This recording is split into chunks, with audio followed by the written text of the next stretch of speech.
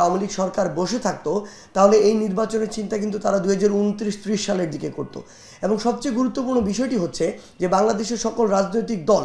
Even অন্যান্য যে মানুষগুলো, তারাও আশা ছেড়ে দিয়েছিল, ইভেন বিএনপিও তাদের জায়গা থেকেই আশা ছেড়ে দিয়েছিল যে তারা আর এই ফাইট ব্যাকটি করতে পারবে কিনা, ইভেন তারা 2029-30 সালের আগে এই মাথা উঁচু করে দাঁড়াতে পারবে কিনা। সেই জায়গায় এত বড় একটি ছাত্র জনতার অভ্যুত্থান হয়েছে, যেই অভ্যুত্থানের এখনও আমার 1 বছর হয়নি, সেখানে যদি এটি বলা হয় যে 25-এর মাঝামাঝিতে অর্থাৎ 1 বছরের পূর্বেই তারা তাদের জায়গা থেকে নির্বাচনটি চায়, তখন আমাদের মনে হয় তাদের চোখের সামনে শুধু ক্ষমতা। কিন্তু তাদের চোখের সামনে শুধু ক্ষমতা নয়, বরং ওই লাশগুলো থাকার কথা ছিল, রক্তগুলো থাকার কথা ছিল, শহীদ পরিবার আহতদের হাহাকার থাকার কথা ছিল,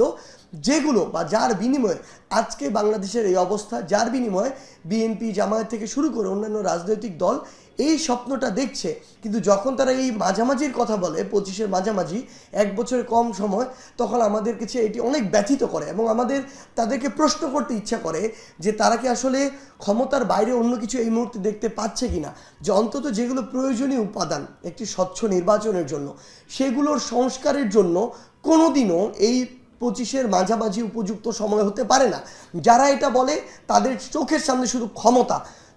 দেশের মানুষ অন্য কিছু নিয়ে তারা তাদের জায়গা থেকে যৌক্তিকভাবে এখন পর্যন্ত চিন্তা করছে না। আমরা অনুরোধ করব যে তারা তাদের জায়গা থেকে, আমরা মনে করি তারা এই রাজনীতিতে অনেক প্রবীণ এবং অভিজ্ঞ, আমরা আমাদের জায়গা থেকে এটা প্রত্যাশা করব তারা সেই অভিজ্ঞতার আলোকে এই সামগ্রিক বিষয়টি পর্যালোচনা করবে। এটা কোনো সাধারণ বিষয় না।